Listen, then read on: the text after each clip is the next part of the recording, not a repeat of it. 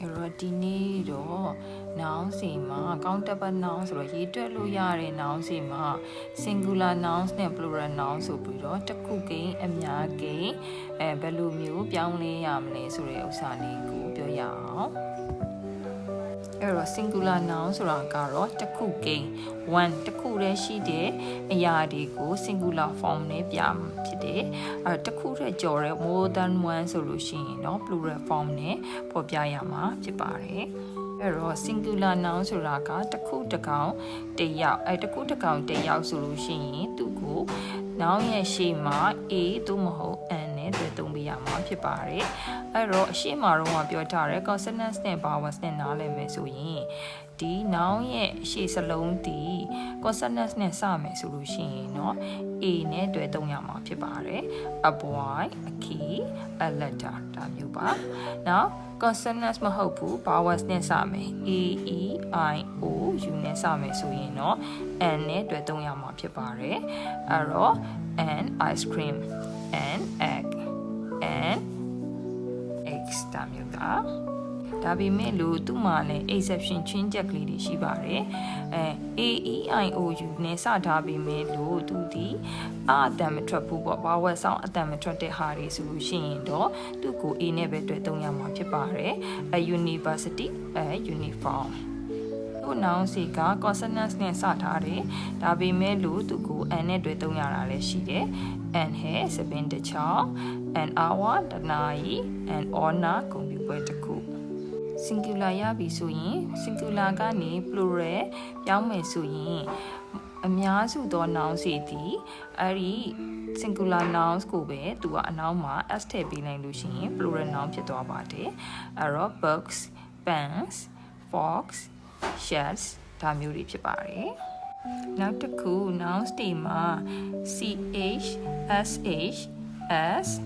ss x တို့နဲ့စုံထားမယ်ဆိုရင်တော့သူတို့ကို es ပေါင်းပေးရမှာဖြစ်ပါတယ် es ပေါင်းလိုက်ရင် plural nouns ဖြစ်သွားမှာဖြစ်ပါတယ် wedge wedges dish dishes bus buses dress dresses box boxesနောက်ထပ် noun စီမှာ y နဲ့ဆုံးတဲ့ noun စီမှာကြတော့နှစ်မျိုးမှတ်ထားရမှာဖြစ်ပါတယ်အဲ့ဒီ y ရဲ့အရှိမ consonants ကတ်နေမယ်ဆိုရင်တော့သူ့ကို y ကို i ပြောင်းပြီးတော့ es ပေါင်းပေးရမှာဖြစ်ပါတယ်အဲ့တော့ baby babies lady ladies fly flies အကယ်၍ y ရဲ့ရှေ့မှာ vowel ဆိုတဲ့ a i o u ကတ်နေမယ်ဆိုရင်တော့သူ့ကို y ကို i ပြောင်းစရာမလိုပါဘူး s ပဲပေါင်းပေးရမှာဖြစ်ပါတယ် key keys twice twice နောက်စလုံးရဲ့နောက်ဆုံးဒီ o နဲ့ဆုံးထားမယ်ဆိုရင်တော့သူဒီတချို့ noun စီမှာ s ပေါင်းရပါတယ်တချို့ noun စီမှာ es ပေါင်းရပါတယ်တချို့ noun စီမှာကျတော့ s တို့မဟုတ် es ပေါင်းပြီးတော့သုံးလို့ရပါတယ်အဲ့တော့ s ပဲပေါင်းရမယ် noun စီ example ကြည့်အောင် hippo hippos zoo zoos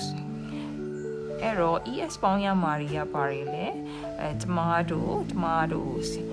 potato potatoes အာလူပေါ့နော်နောက်ထပ်ဘာရှိသေးလဲဆိုတော့ s or es တိုက်တာပေါင်းလို့ရပါတယ် mango mangoes mosquito mosquitoes ချင်းလီပေါ့တချို့ noun စီကြတော့ singular နဲ့ plural ကအတူတူပဲဖြစ်ပါတယ်ဘာမှပေါင်းထည့်စရာမလိုပါဘူး example ကြည့်ရအောင် deer သမင် sheep တို့ fish ငါဒါတွေဆိုလို့ရှိရင် singular ရော plural မှာရောဒီအတိုင်းပဲရေးရမှာဖြစ်ပါတယ်ဘာမှပေါင်းထည့်စရာမလိုပါဘူးနောက်တချို့ noun စီကြတော့ singular နဲ့ plural ဒီလုံးဝကွဲပြားနေပါတယ်အဲ့တော့ကြည့်ရအောင် a person လူတယောက်လူအများကြီးကြတော့ people ဖြစ်သွားတယ်ကလေးတယောက် a child ကလေးအများကြီး children mouse ကြွက်တကောင်ကြွက်အများကြတော့ mice ဖြစ်သွားတယ်တ ကဲနောက်ဆုံးတစ်ခုကတော့ဒီ noun စီကတော့ singular ဘယ်တော့မှမရှိဘူးသူရဲ့အမြဲတမ်း form ဒီအမြဲတမ်း plural form ပဲရေးရမှာဖြစ်တယ်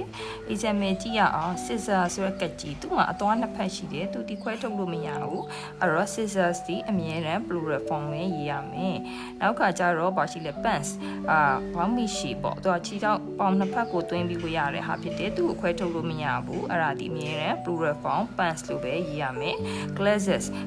မျက်မှန်ဆိုလို့ရှိရင်မျက်မှန်ရဲ့မှန်ကဘယ်ညာနှစ်ဖက်ရှိတယ်သူ့ကိုခွဲထုတ်လို့မရဘူးအဲ့တော့သူ့ကို glasses ဆိုပြီးတော့ပဲရေးရမယ်နောက် pajamas အိမ်နေရင်ဝတ်စုံပေါ့အထက်အောက်အိမ်မှာဝတ်တဲ့အယုတ်ကလေးနဲ့ဟာမျိုးလေးတွေပေါ့အဲ့ဒါမျိုးဆိုလို့ရှိရင်လည်းသူ့ကို pajamas ဆိုပြီးတော့ပဲရေးရတာဖြစ်တယ်ကဲဒါဆိုလို့ရှိရင်တော့ countable noun စီကနေပြီးတော့ singular or plural form ပြောင်းတက်လောက်ပြီလို့